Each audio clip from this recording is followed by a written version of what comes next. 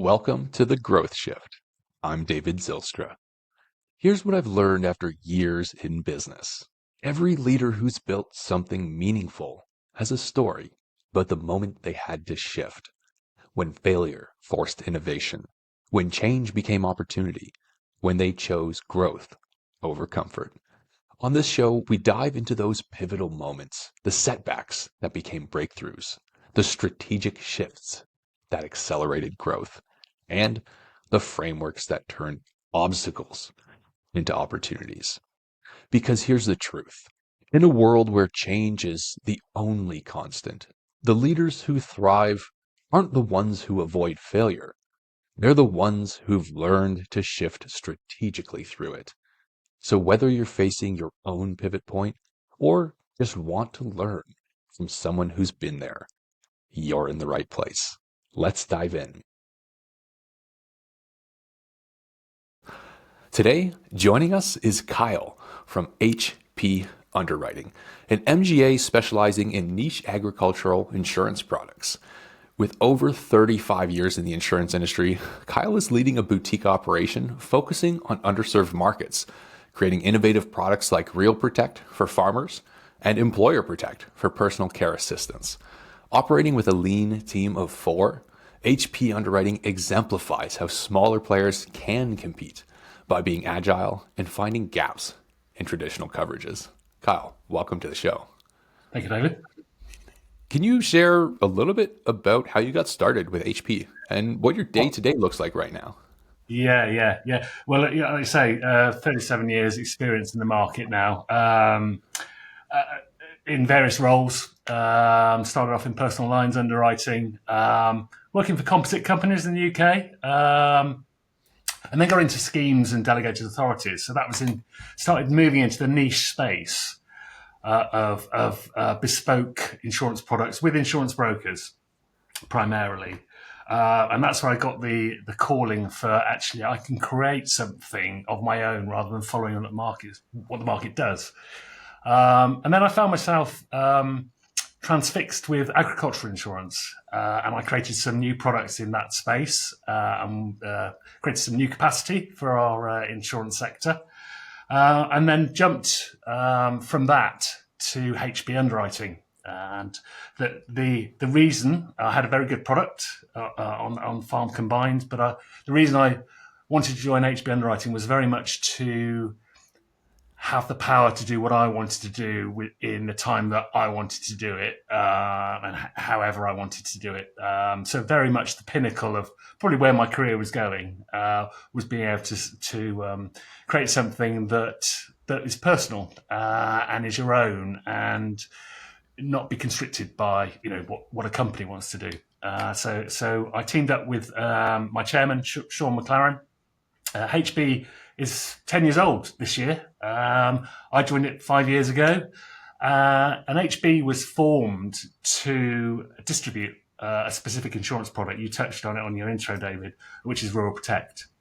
And the vision is to grow that and get market share and make it bigger than it is. But there's also some low-hanging fruit there on what else could we do.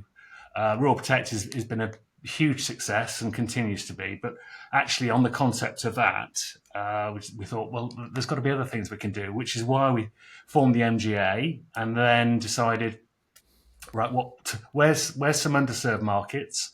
Where are people maybe buying with old buying habits? Where could we change that? Or actually, where are customers not served at all? Round peg, square hole. Could we do something and not be in a market where everybody else is fighting for the same customers? Because obviously economies of scale, and the price just goes down and down and down. Obviously, the customer wins. The underwriter doesn't so much, and you really have to, fight for the business. It's not saying I haven't got an appetite to fight, but it's actually you get some. I guess it's a bit more fulfillment out of your job role when actually I've created something here that is helping a sector of the market. It might not be a big sector, but it's enough to feed us. And everybody around the table gets something to eat, and kind of win-win.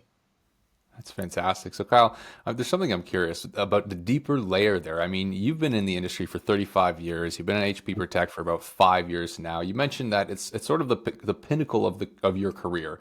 Yeah. Maybe not the pinnacle of what you will do, but the pinnacle of what your career was amounting to.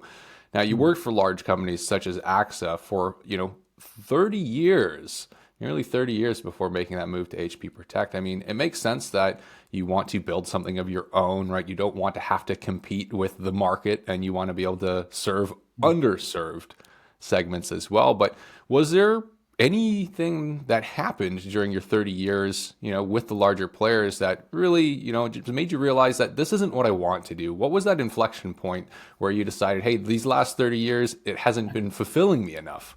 Yeah. I mean, the 30 years wasn't all with AXA, and it was a Of course. mixture of different companies, and you get different experiences and different behaviours of different companies. I firmly, my first company was ecclesiastical that I worked for, and I joined them on a YTS scheme.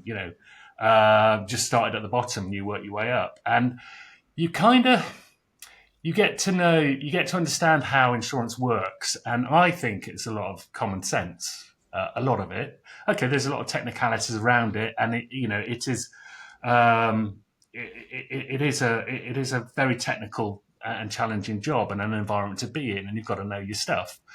But I think if you switched on and got a bit of common sense, you find your way through it very quickly. And like I say, I started in personal lines, and then right, okay, what else is there? You then get forced into a where you either go a technical route or you go down a people management route. And there was always a firm belief. I remember being in a training course, and they said, "Well, you're one or the other." And it's like, no, I'm not. I like underwriting and I like the people bit and I like to combine the two. But then I like to do the development piece. So it's that thirst for knowledge, right? Okay, now I've done this. What more can we do? And then I moved to be an underwriter in an insurance company. You have a perception on your customer base and their behaviours and how customers respond.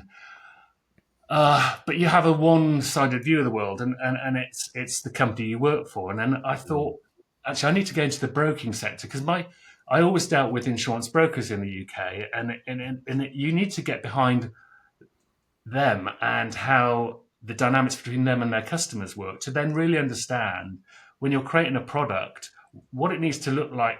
One, for a broker buying it, but then two, for, well, how's the consumer going to perceive this? And we could talk about all the jargon, and if you look at old insurance documents, boy, was there a lot of herewiths and therefores, and it was very almost written in Latin. And then you think, well, okay, our insurance broker understands this, but how does the consumer understand it? And there's been masses of regulatory regime around this now to make sure customer outcomes, people understand what it is they're buying. But I was in the early days, it was very much okay, I need to see it from the broker's perspective. So I jumped the fence. I was poacher turned gamekeeper and thought, well, I need to understand that. And it was probably the best thing I did in my career, because then you've got a whole, that rounded piece about everybody in the distribution chain and what their needs are. I'm not saying I know it all, but you kind of understand some of the drivers and some of the pulls on you. And that's when, okay, I did then go back to a composite market and an insurer, but I had so much knowledge that you could then impart with your colleagues in that journey about, okay, what new schemes can we do? How can we write this? What are the impacts? What are the impacts on our decisions for our customers? Which is why it then enabled me to want to get to a stage where I could create products myself and do the service bit. Because it's not just about the product, it's about the service. And at HB Underwriting, we're renowned for our service.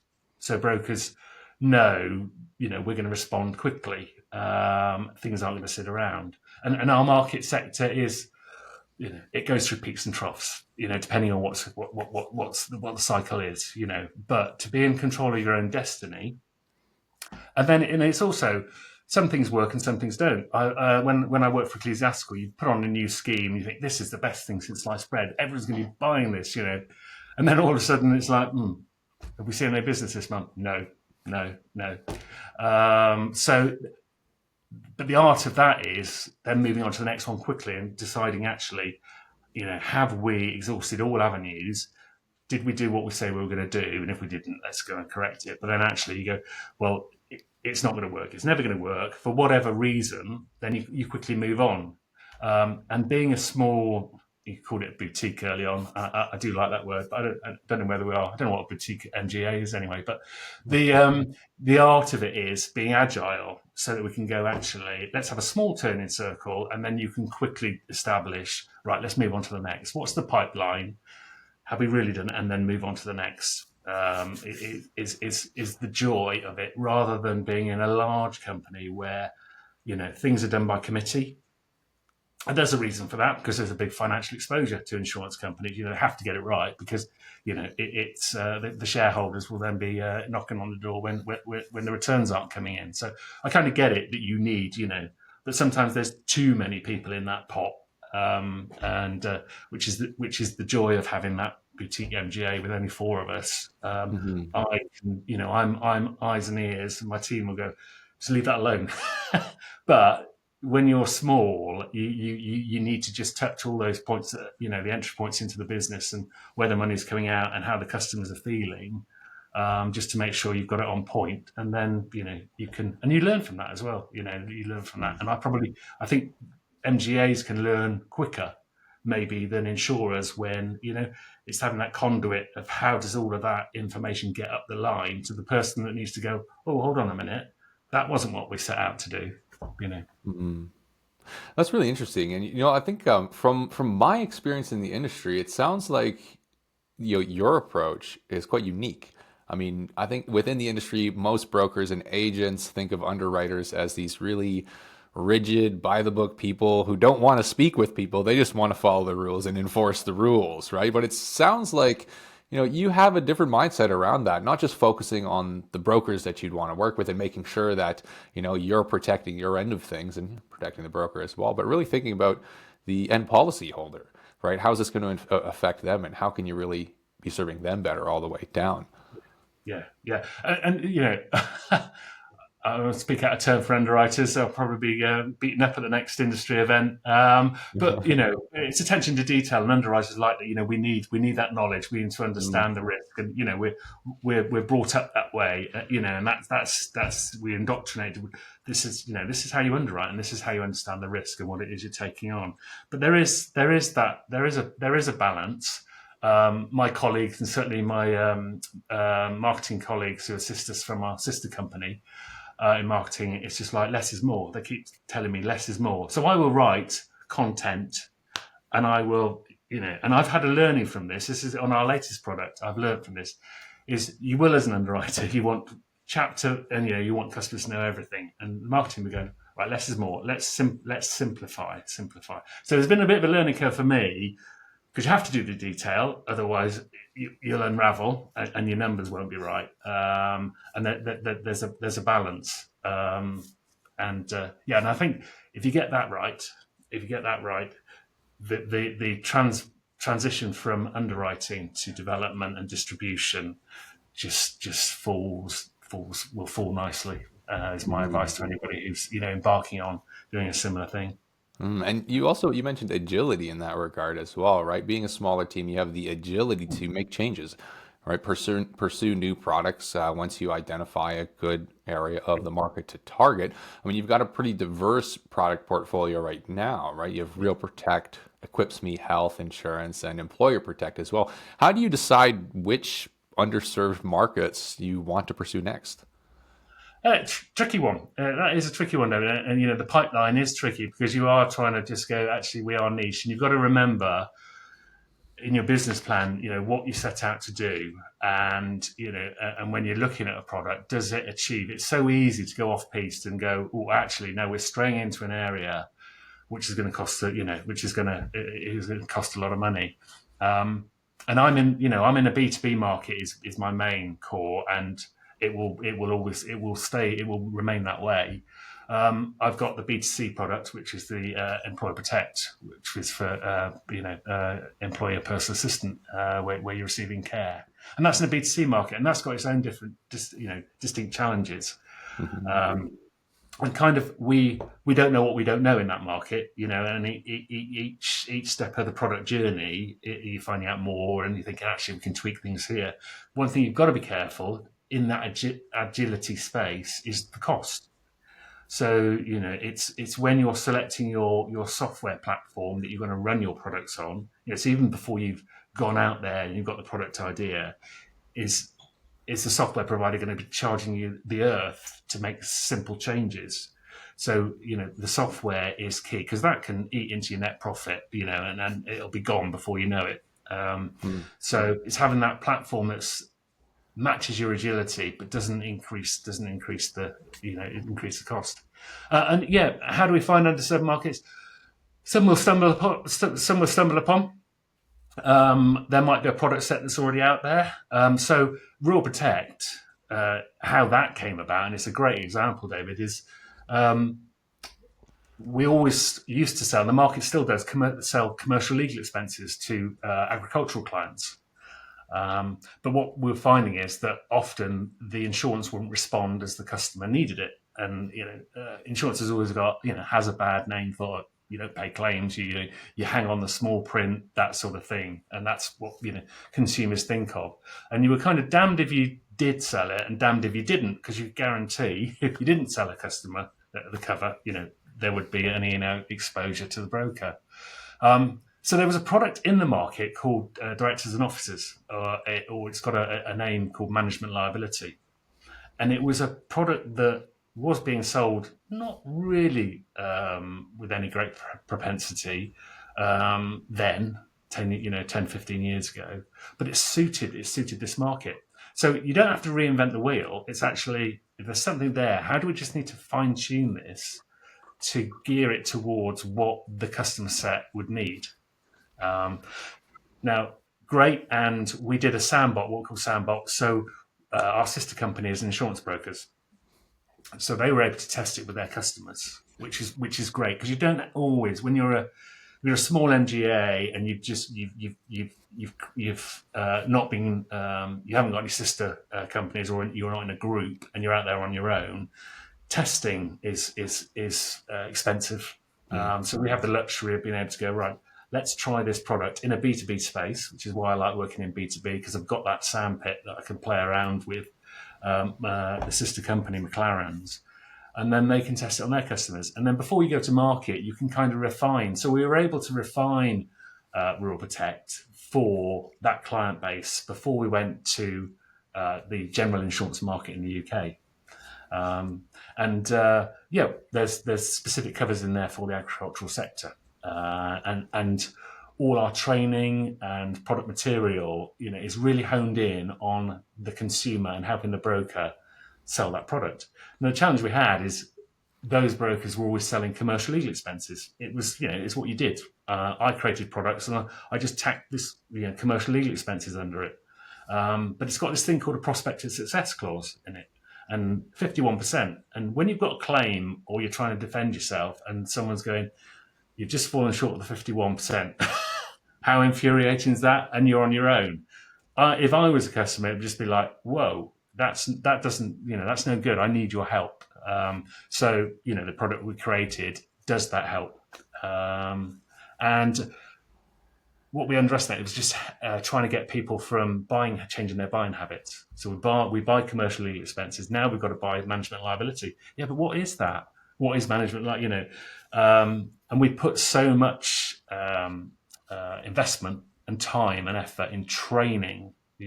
So you've got the product, you've got the online system, but you need to be sat with insurance brokers. They like that one-to-one contact, so they can understand the product, they can then trust it, and then they can sell it to their customers.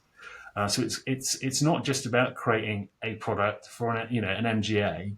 It's all the extra steps to get the customer to actually buy that product, which shouldn't be underestimated. So you take a very comprehensive approach to your products, to determining where you're going to fit in the market and how you're going to design those products. Now, it goes beyond just designing the product, but actually how you deliver it as well. And what I mean by that is, It sounds like on the employer protect side of things, it's a little bit different on the surface than what you do. You said it's B2C, but how you're approaching it, as I understand, is also from a B to B perspective, right? Now, with employer protect targeting, people who employ personnel assistants through the NHS funding, I understand you're targeting the NHS to build those relationships in a B2B manner, which will give you access to the B2C. That's very creative. Yeah, it's one avenue, but with any sort of authority, you restrained. They're not commercial. They're not commercial entities, so they're not going to. They're not going to be there to help you in the distribution manner that an insurance broker would be, and that's why you kind of overlay different distribution sectors. So that's one of them, a way to your customer. Mm-hmm. But there are other avenues now, whether that's pay per click advertise. There's a whole host of stuff, and it's just when you design that product, going through that customer journey is to go, how far do we need to go, and what are the funds? It's expensive in a B2C world. It's very expensive, no matter how you do it. To get that funnel working, so that we've got lots of people dropping in the top, and we're getting our key customers out the bottom, is a challenge. But for a small business, we've had some great success, and we've looked at other people that touch our core sector to go, right, okay, where are other relationships? How do we build brand? Because you've got that segment going on. And then, where do these customers, where might they be? Could be GP surgeries. It could be in mobility shops. There's a whole host of things. And then you've got to decide, right, from all of that, where is the low hanging fruit? Where is the stuff we can do cost effectively en masse, without having to walk the streets too much. So there's only four of us. It's a lot of shoe leather to burn through, and we just keep we'll just keep using marketing agencies, Google. I mean, power of Google, power of search engines, that sort of stuff. And that can lead you down a little, not always down a little rabbit hole, but you'll actually go, there's another avenue that we hadn't thought about. This is go back to where you don't know what you don't know. It's actually, there's an exponential market coming from this sector, and it's going to be there. And it's just how do you hone in? And that would be the same for any product. It's what's the lifespan of the product? Where do the customers sit? Then how do we get to them? Aside from what does the product look like? What does the brand what does the brand has to look like? The whole shooting match is a big exercise, but one if you can get it right, you can be on to a winner, and that's very much with Royal Protect. We got it right, and the distribution does itself on it. With Employer Protect in the B2C, you have to be more in a push, really proactive push in a B2C market. In a B2B, yes, you do have to push, and assist your customers, but you've then got all of them doing that for you. And there doesn't, in a B2C, you don't have that third party involved in it. Going, hey, you must buy, this product from us, whatever that might be.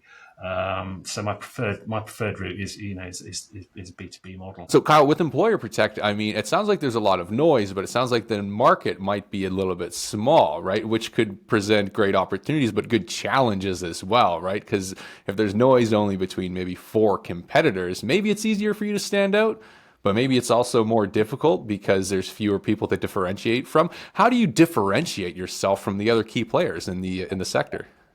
Well, one, you can do it on price. I mean, the price point is a big thing. And you've got two strands on that because a lot of this is funded by local authorities, NHS, and the more you can save them, the more that they keep in their purse to provide services. So that's a big win. But it's more about the support. A lot of these people that they become an employer just by virtue of their care needs. So we're focusing on the support we provide to them as becoming a new employer. So online tools, templates, things to assist them in managing their new employee. Um, uh, Knowledge is key. And we, from an insurance underwriter's hat on, I want these people to know exactly what their obligations are in terms of the eyes of the law and keeping them on the right side of the law. Mm. So we need to make sure that they've got them or people that are supporting them. They've got the knowledge. So Employer Protect is all about giving them and empowering them with that knowledge when they need it. So that's it. We've got a portal. Every customer gets online access to HR templates and documents and assistance. But we've also got a phone. They can ask the expert. So pick the phone up and speak to somebody. To question them about the issue they've got, whether it's a HR matter, risk assessments, whatever the plethora could be in terms of that relationship with their employee. Then we want to be able to be there at the point that they need the assistance. So that is our big USP, and every customer's got the access to that. Now that things move on, and you can in the smaller market space. Okay, only having a few players means that you're exposed a bit more. Everybody can see what you do. But the flip side, the flip side of that is you can also see what's going on and keeping abreast with what's going on in that sector. I love what you're doing there. Very intelligent. I mean, and obviously you're staying true to the nature of a boutique firm and, what you embody at HP, right? You're providing your customers with more, right? You're not competing on price, but you're giving them what they actually need and having the foresight to see that perhaps before they do, right? What I mean by that is new employers are up against a lot of challenges. Not only do they need to now manage an employee, but they need to learn new systems and new approaches. They need new resources, and you're providing all of that to them. So rather than trying to compete on price and come in at the lowest, you're offering them more for more. I imagine it's a little bit more expensive initially to get it up and running, but in the long term, it'll put you in a much stronger strategic position. Sure, yes, it's a learning curve. And we very much, it's not right. Okay, we've built the product and now we go on to the next one. It's right. Okay, what's the life cycle of this product? How does it need to look? Very much, we've gone. Let's give you the core of what you need. Let's not jargonize it. Let's not put lots of sections in there with cover. It'd be nice to have, but actually, the chances of it paying out pretty slim. Low levels, and actually then we convolute. But what the key core covers are, these are the essentials. It's priced right, but more importantly, you've got the support there. And it's also it's not just then our policyholder. It's then the organisations that are supporting that policyholder. The people get their funding in different ways, and how can we then assist? How can you assist those people that are serving our customers? So it's kind of two-pronged approach, and ultimately the customer is the benefit of this. There's more choice and there's a different service, which is great. Certainly. Certainly. Now, with everything you're providing, right, this platform, these resources, electronically and digitally, I imagine there's going to be a pretty big opportunity for you to start leveraging AI to your benefit. What are your thoughts on how it is you may be able to start implementing some of that? Scares me to death, to be honest with you, David. I mean, we use it to a certain extent. In terms of marketing content, we're very strong and focus a lot on providing timely information because of whatever product it might be on. So we will use software to go and do the digging for us. You might do a little bit of research and do a blog, but now I think with AI we can dig deeper, and it sends you off on different channels, and it sends you, it gives you info. You thought, oh, I hadn't thought of that avenue. It does need, though, and what I'm finding is it does need the human eye on it. It's certainly not there. We've done articles, and you get 10, 12 pages back, and you read it, and on by the time page 6, you're thinking, hold on a minute, I'm sure I read this just worded slightly different on page 2. So there's a big health warning around. But I see the AI actuarial. We have to an MGA to prove its worth is to deliver results for the insurer and make sure their return on investment is good. So there is an expectation that why would they give us their authority and expose them? We have to prove that we're adding to the party. So I see AI as being a tool that we can use in the future to do the actuarial results, and actually model the schemes. Looking backwards is fine, but I'm key of what's looking forward. What are the trends going forward? Because actually, if we had the crystal ball, which would be great with insurance, every insurance company would be making a huge profits if we had the crystal ball. But that's what underwriting is all about. And actually, can we use AI to model what's going to happen in the future? And it might be AI might deliver a cheaper result for us.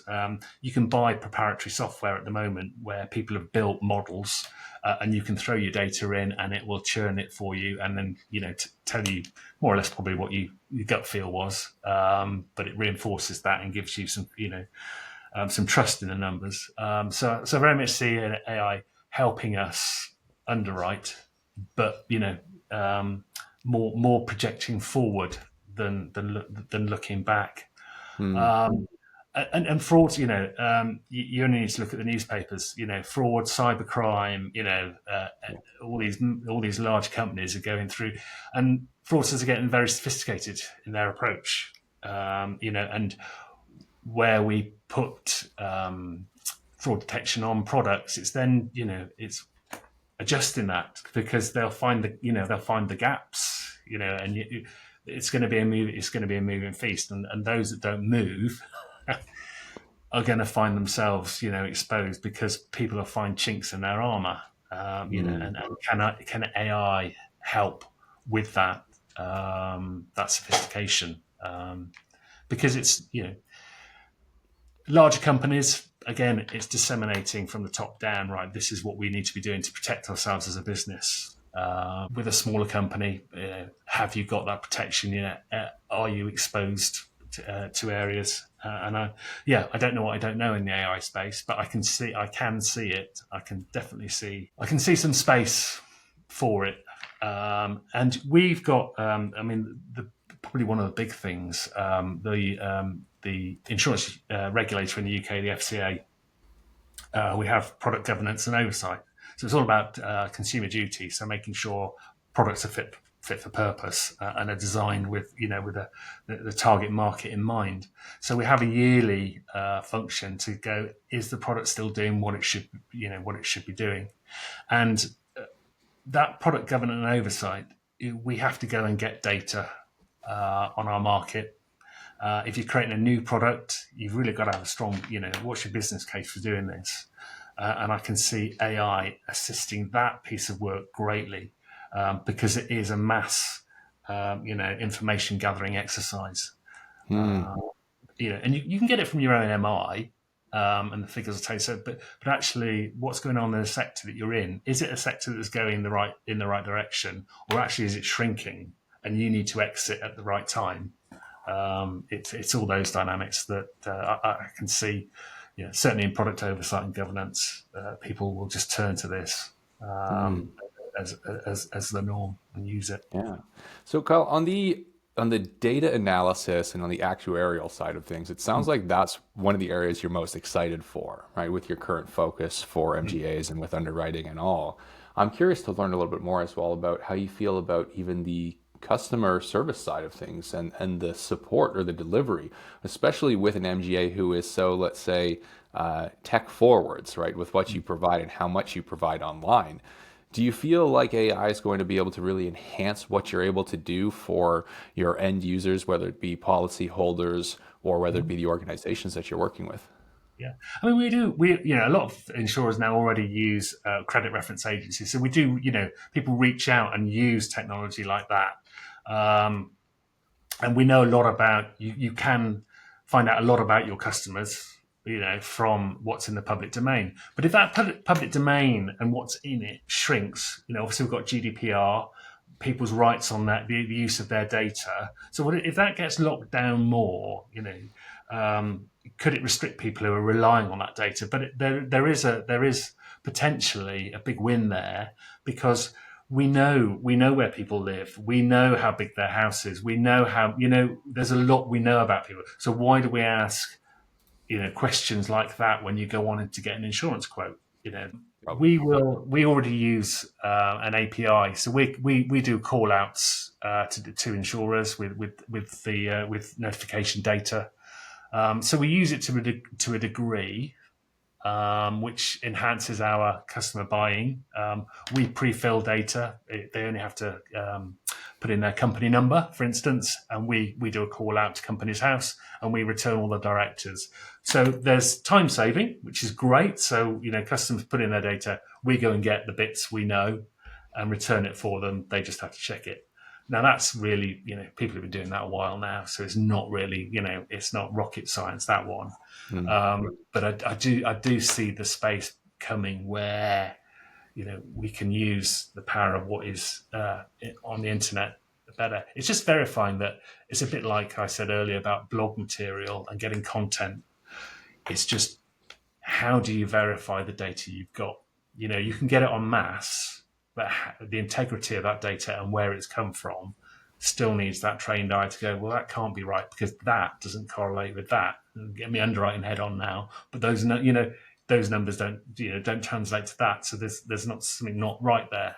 But I think if you've got that in your mindset, as things go through, and certainly when you're looking at software, and if you have a beauty parade on who's going to provide our platform, it's what ability have you got to do this sort of stuff in the future?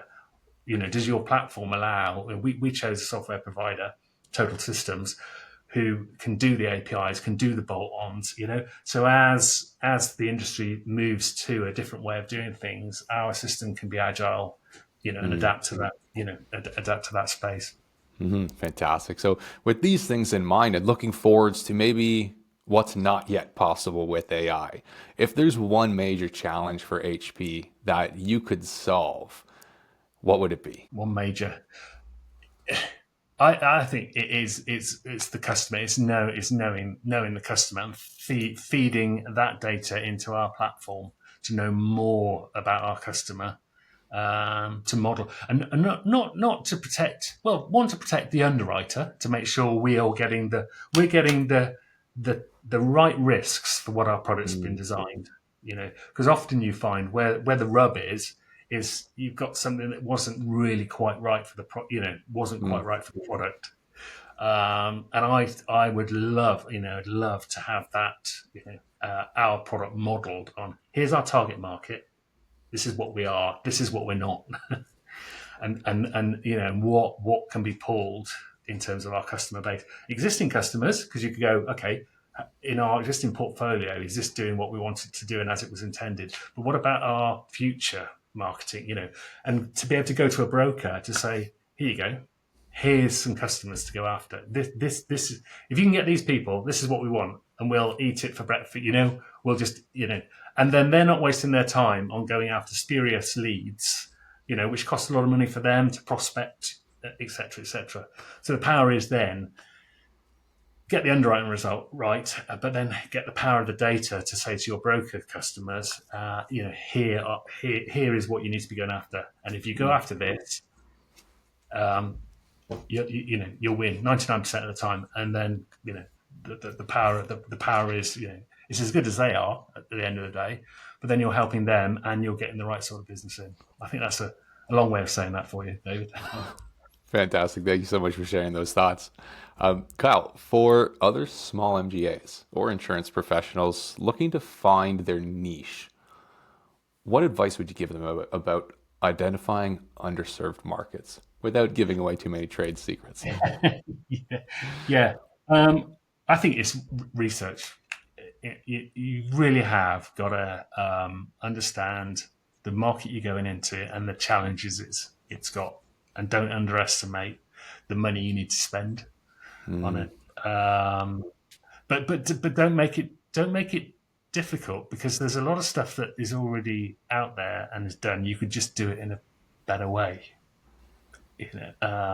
So yeah, It's not going to be difficult, but and the power, that there is data. Knowledge is key, and there is data. There is data out there, and using an AI tool would greatly assist. It's good using marketing companies. The traditional way of doing it. I've got an idea. Let's put it to a marketeer. That's all still relevant. But yeah, it's just choosing your platform, knowing the market you're going into, and just understanding your distribution model. Are you a B2B, or are you B2C, or are you an insurtech? There's a lot of insurtechs, out there. So there's a lot of models out there that are very good, depending on what your distribution choice is. But yeah, don't underestimate. And if you can do that research at the start, as painful as it might be, it ticks your product governance piece for the regulator, so you can document why you've done what you've done and how you did it and why you're doing it. But then also you'll get the returns on it, later down the line. Fantastic. That was great. Thank you for sharing your insights and your story with the audience today. For our listeners who might like to connect with you to learn more about what you're doing, or maybe even get some additional insight from you, what's the best way to reach out? Well, best thing is to email us at inquiries@hbunderwriting.co.uk, or just drop me a line. It's kyle.lomas@hbunderwriting.co.uk. Excellent. To the listeners, thank you for tuning into the podcast. As always, I hope this episode has brought you valuable insight, knowledge, and inspiration. If it did, please would you show your support by liking this video and subscribing to the channel. Until next time, we're signing off. And that's a wrap on another episode of The Growth Shift.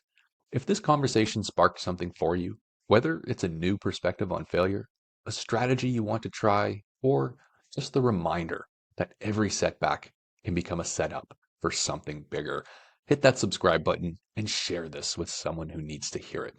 Remember, the leaders who thrive aren't the ones who avoid change. They're the ones who shift strategically through it. If you're ready to build the systems that help you grow without the chaos, head over to valentix.io.